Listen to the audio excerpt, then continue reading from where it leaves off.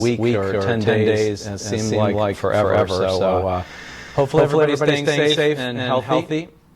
Today what we planned to do was discuss a very common topic, problem, for which we see patients for in our office, and that is what we call aging face. What we're really talking about, I'll try to get out of the way here, are the lower parts of the face, jawline, and neck area. What we call an advanced lift. Really it's a lower facelifting procedure for men and women. And today we're going to have Karen. We're going to welcome Karen back here. So come on back. There's Karen. So Karen Whitney's with us today. It's the two of us. And we are two of the people that you might see come in for any problem. Hope is not with us today. She's the third person. But Karen, maybe you could start by talking about some of the concerns that patients come in for, and the differences with non-surgical and surgical remedies. And then we'll focus a little bit more on the topic of the advanced lift. Certainly. Thanks, Dr. Mendelsohn. When we see patients for consultations in regard to an aging face, it really could be a number of things. It could be that they're seeing sun damage to their skin with some fine lines, wrinkles, or brown spots. It could be that they're starting to see lines and wrinkles from facial expression, such as brown forehead lines or crow's feet. It could be that they're starting to see volume loss, meaning losing volume through their mid-cheek especially. And it might be that they're seeing drooping, sagging of the lower face, the jawline, the jowls, and they also may be unhappy with what's going on with their neck. So each of those concerns has really a specific way or combination of ways to be dealt with. So we're certainly talking about skincare products, treatments, things like microneedling and PRP, retinols, things that we can do to keep our skin looking younger and healthier, the dot laser. Then addressing lines or wrinkles, we're going to have a discussion about Botox, which is used primarily in the upper face for those expression lines. Then we move into a conversation about injectable fillers. And injectable fillers really address volume loss, lines and wrinkles, as well as sagginess. And the way that this is done is that we choose the proper filler for the location or issue that we're addressing. So for example, when someone says, I feel like I look sleepy or tired, and we realize there's volume loss of the mid-cheek or under-eye area, we can use a filler to replace volume in the mid-cheek and give it more lift. We can also use a soft filler to help smooth the transition from under-eye to cheek. If their concern are perhaps marionette lines down here, we can use filler to soften those lines. We also use filler around the lips and for lip volume loss. If the issue is that they feel like they're getting jowling, we're often using some injectable filler to restore volume to both mid-cheek, the malar cheek prominence, and back behind kind of this outer cheek area. Think of the area where you might apply blush or highlighter. These are areas of common volume loss, and it looks younger to highlight or have more volume. So we're adding injectable fillers in a manner to actually lift and support the underneath structural SMAS layer, which is what Dr. Mendelsohn is going to talk about later. So we're not only adding volume, but we're adding lift and support to make this lower face area look better. Sometimes injecting into the temples comes into play as well when we're talking about injecting filler into these regions. When the concern is neck, filler usually does not come into play. It's more skincare treatments, and then we start moving into surgical, addressing these issues surgically. Sometimes patients will say, for whatever reason, I really don't want surgery. I don't have the downtime. I just am not comfortable with it. Any variety of reasons. And so for that person, we'll put together a treatment program that's comprehensive, using different modalities to try to get them the best end result. The patient may be able to jump in, do all these things fairly continuously, or it might be something that we're approaching over a period of a year or even 2 years, where we're always working forward to get the best result. Sometimes patients will say, oh my gosh, Karen, if I'm going to need filler, I get it, I want Botox and skincare regardless, but if I'm going to use filler here and along here to try to address the sagginess, can't we just do surgery? And at that point, we're really changing the focus of the conversation to a surgical advanced lift to address laxity of the skin of the neck, the jawline, the jowls, the lower face. And we really start having that conversation with patients as soon as their early 40s. And really there's no upper limit as long as someone is healthy to how old they can be or need to, can be and still have surgery. Part of the conversation as we're talking about surgery is recognizing that while the advanced lift is tightening the lower face, they still might need volume replacement in their cheeks, tear trough smoothing, Botox addressing the temple or the foreheads. So it's often not all one or all the other. I compare it to cross-training and being as healthy as you can be. You want to do something to stretch and something for strength and something for stamina and cardio to get the best health. And so with the face, you probably want to be doing great skincare products and treatments, perhaps some injectables, and perhaps surgery would come into play as well. So it's each conversation with each patient is a little bit different, and as you can tell, it's pretty comprehensive and encompassing to find that solution that's just right for that individual person. Great. Thank you, Karen.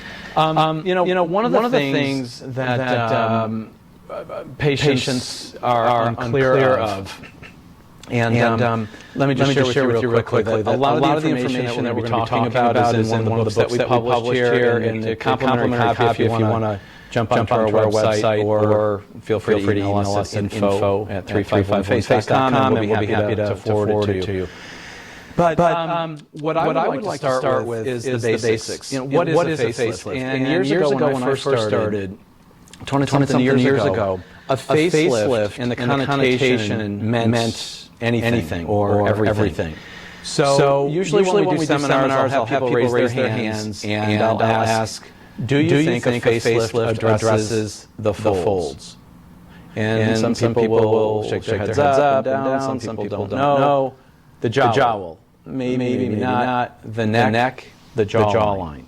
How about the upper eyelids or the brow position? And then I'll get a little bit silly here. How about the bump on your nose or your torn earlobe, etc. So a complete facelift is a very poor way to communicate exactly what's being done. And ultimately, part of the success isn't surgery. It's the communication that we have with patients and the expectations that we're setting depending upon what the complaint is. So very specifically, what we're talking about here is we're talking about doing a facial analysis and the lower facelifting procedure, which is really what we're talking about with our advanced lift, is a procedure addressing the folds, jowl, jawline, and neck area. So if you look at this diagram here, we talk about the face in vertical thirds. So from the hairline to the brow, roughly, the brow to the base of the nose, and the base of the nose to the chin should roughly be about one-third of your face, both in height and in projection. What I mean by that is sometimes somebody will have a very weak chin. They'll think they have a big nose. They'll say, Doc, I need a rhinoplasty. They don't need a rhinoplasty. What they need is chin augmentation. Or somebody might have a very sloping forehead, so it changes the proportions of the face. What we're talking about, though, is using the vertical thirds to define more what the procedures are addressing. And I said this in a prior episode, but in the upper third of the face, we might talk about brow or forehead lifting. We might talk about upper blepharoplasty. The middle portion of the face, we might talk about surgically anyway, about lower blepharoplasties or mid-face facelifts. As we start getting into the mid and lower parts of the face, jowl, jawline, and neck, we're talking about this advanced lift procedure. You'll also see on the slide this area here where it says horizontal fifths. And just roughly, if you take the width of one eye from what we call the medial canthus to the lateral canthus, we should be able to march it across our face 5 times. So 1, 2, 3, 4, 5. Horizontal fifths, vertical thirds. So just a very common way to start to at least discuss the area of concern. So our advanced lifting procedure, we started this probably 18 years ago. And the highlights are here. This is a procedure that I'm going to walk through. But we're addressing SMAS in skin. The incisions are shorter. It's performed under local anesthesia. That is, these days patients come in and we simply give them oral cocktail, which consists mostly of Valium. We used to use Demerol, Phenergan, and some other medications, but we found that Valium works quite well for most patients. And we're doing all of the right things. So let me bring us back here for a moment. And I want to walk through this procedure with you in a little bit more detail. So let's talk about the experience that somebody has. You'll come in, we'll give you your cocktail after you sign your consent form, take you back to the operating room, and I'm going to draw and I'm going to mark. And those markings for women, I'll show this to you in a moment, this bump on our ear is called the tragus. We're going to make a mark on the inside portion of that. It's going to come right around the ear lobule and about midway up, maybe a little bit higher in the back of the ear. What I'm going to show you in an animation a little later is an incision that goes all the way down the hairline. We do not need to do that for the majority of patients. At the root of the ear, that is the top part of the tragus here, the incision comes out right into this crease, and it will come right into the temporal tuft, into the sideburn area. So those are going to be our markings, and I'll show you that. Next thing we'll do is we'll go ahead and localize the area. All that means is we're going to use some local anesthesia. We use lidocaine, numbs the tissue instantaneously, and it's also mixed with epinephrine. It's a very dilute concentration. But what epinephrine does is it's what we call a vasoconstrictor. Very simply, if you look at my hand, if I push my hand, you're going to see a nice white blanched area. The epinephrine is going to constrict the blood vessels, and therefore the area will be blanched. Why do we do that? We do that and we wait our 7 to 10 minutes because we don't want any bleeding throughout the procedure. We probably will lose about a teaspoon of blood during the procedure. So we're very meticulous, but we're allowing the medication to do its thing for everybody's benefit. Because of that, there's very little bleeding. We don't need tubes and drains. And generally speaking, you don't see a lot of bruising. I just saw a patient back recently. She's a little bit colorful, but that really is the exception. I'll show you some patients immediately following the procedure in a little bit. Most patients do quite well. At least they don't have that black and blue discoloration. But I'll get to the post-op in a moment. So what are we doing? So we make that incision, we elevate the skin, and the key to this procedure is this hand, is what we call the SMAS, the submuscular epineuritic system. And very simply, this is a fascial tissue, a connective tissue layer. Just like a boneless chicken breast, you know that white fibrous layer before you get to the chicken meat? Everybody recognizes that? We have a similar good tough layer that invests some of our facial musculature. So what we'll do is we're going to elevate and advance that SMAS. As we do that, fold jawline and neck come up. Because the SMAS is still connected to the skin here, as we elevate it, we're going to end up with all this extra skin. We will excise and remove the extra skin and meticulously suture it, go to the other side and do the same thing. So what did I just say? What we're not doing is we're not simply doing this. This is what my mother does, right? Where you, hey, I really need this done. Don't want to pick Kenny Rogers, but he's sort of been a model for maybe what not to do in terms of looking overdone. So we don't want to pull and stretch skin. Some of you might recall a procedure company called Lifestyle Lift. And you wake up on Sunday morning and she says, hi, I'm 72 and I look great. And she did. But the problem is Lifestyle Lift was a company where doctors would pay basically for people to find them, their marketing. and they would go into the lifestyle center in the region, in the city, and they would have a procedure done.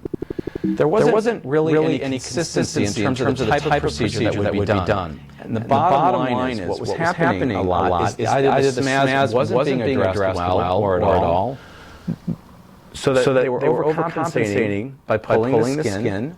Skin is dynamic, it's going to stretch back, so these results simply didn't last. That company no longer exists, but those are the types of procedures that you may have heard about.